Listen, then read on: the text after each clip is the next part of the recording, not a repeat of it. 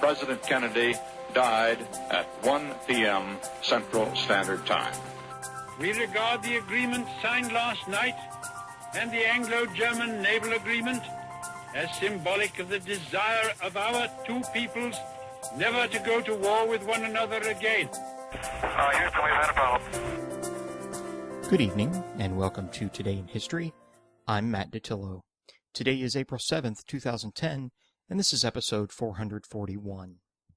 Well, I would remind you that Mother's Day and Father's Day are right around the corner, and if you're interested in ordering a DVD of all 400-something episodes of this podcast, that you stay tuned at the end of the show for more details. As most of you are aware, I work in the information technology, or IT, field. Tonight's show, written by listener Jakob Engblom, is in my wheelhouse, so to speak, because I began my career working with IBM mainframes.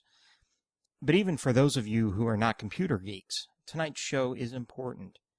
Put simply, almost all the computerized devices we use in everyday life owe their ease of use and compatibility to a breakthrough system developed before many of you, myself included, were born. Today in 1964, the International Business Machines Corporation, more commonly known as IBM, announced its System 360 line of computers. The System 360 represented a milestone in computer history that helped IBM to become the largest computer company in the world. The 360 in the name indicated the 360 degrees of a circle, meaning that the System 360 was designed to be a single computer family for all types of computer work. In the 1960s, this mainly meant doing both business administration type tasks and computation-intensive engineering tasks. Previously, computers had been designed to do one or the other, pretty much to the exclusion of everything else. For those of you unfamiliar with the computers of the 1960s, it's worth pointing out how the System 36 machines looked. They were large, refrigerator-like boxes located in special computer centers with air conditioning and powerful power supplies and tended to by specialists in white coats. A single computer could occupy several cabinets and had many tape drives, disk drives, printers, and punch card readers attached. Most importantly, the System 360 was not a single computer, but rather a whole range of computers with different price points and performance levels. Initially, IBM announced 6 different models, and over the coming years, many more were introduced. These computers would all run the same software programs and let customers upgrade to bigger machines as their businesses grew. In today's computer market, this is something we take for granted. For example, you can buy a $300 netbook, which is essentially can run the same software as a $30,000 server, albeit slower. In 1964, this similarity was considered revolutionary. Many people within IBM doubted that it could be done at all. But it was done, and at its launch, the fastest System 360 machine was about 25 times faster than the slowest. In 1960, the System 360 models offered by IBM spanned a performance factor of over 200. The key to the System 360 design was the idea of using common instruction set architecture across a range of computers. For those less familiar with how computers work, the instruction set of a computer determines which programs it can run. Programs written to use one instruction set cannot run on a computer using a different instruction set. For example, programs for Apple's iPhone do not work directly on Apple desktop machines, as they use different instruction sets. Prior to the System 360, there had been ad hoc efforts at making new computer systems run the same software as older computer systems. The System 360 made this an explicit promise, and machines were marketed as part of the family with a guarantee that existing software would work on the new machines. Looking back at this decision from 2010, it can be seen to signify a maturing of the information technology field. Today, the common wisdom in the computer industry is that software is more important than hardware. People and businesses buy computers to run certain software on them, and the hardware is often of secondary importance. We make the choice between Windows, Linux, or the Mac OS when buying a new computer. In the early days of the computer, the hardware was primary, and the software was created after the hardware, and it was normal to rewrite all software when a new computer was acquired. As business usage of computers increased, more and more effort was invested in software, and the value of the software began to overtake the value on the computers on which it was run. The System 360 proved very popular with customers, and IBM's sales doubled from 1965 to 1970.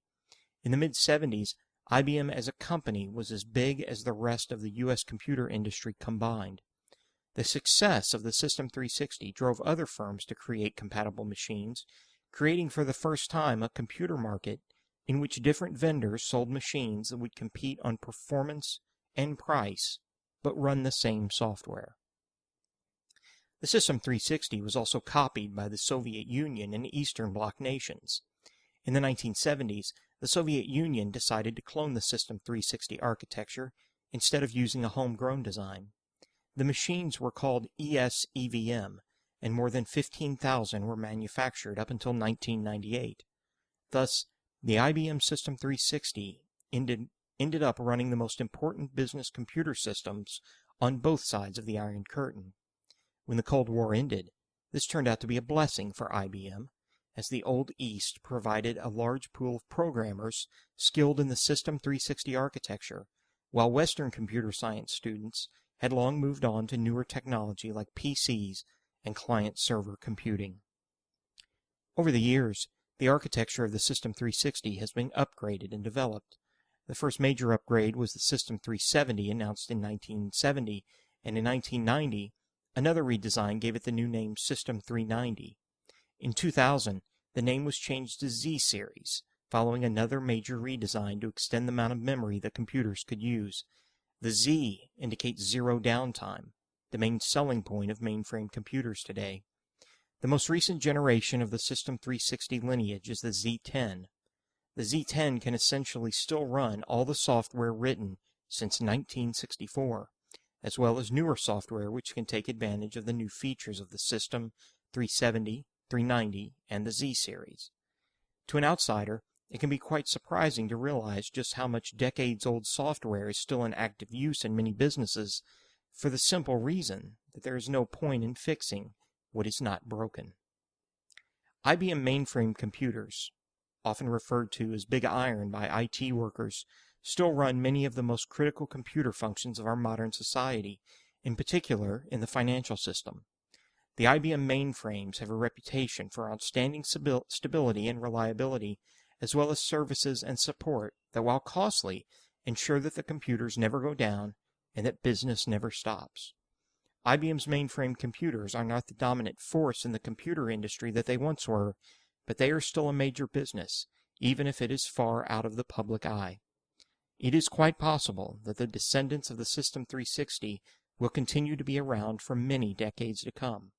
So far, all predictions about the death of the mainframe have proven to be premature. Well, that's it for this evening.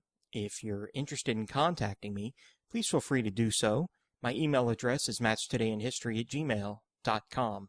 You'll find a transcript of this and previous episodes of this podcast at mattstodayinhistory.com, along with a donation link, which, as always, serves two purposes. One, if you'd like to donate to the show, which is always greatly appreciated, and two, if you're interested in ordering a DVD of all past episodes. The cost for the DVD is $20 US in the lower 48 states and $25 US everywhere else on the planet. A special thank you to Yakub for writing this transcript, which I'm sure took him a lot of time, and I'm sorry if I butchered your name. You'll find me on Facebook. Just do a search for Matt Dattilo. That's MattDattilo. And I am the Matt Dattilo in the Louisville, Kentucky network. Thank you very much for staying subscribed, and have a good evening. We'll talk again soon.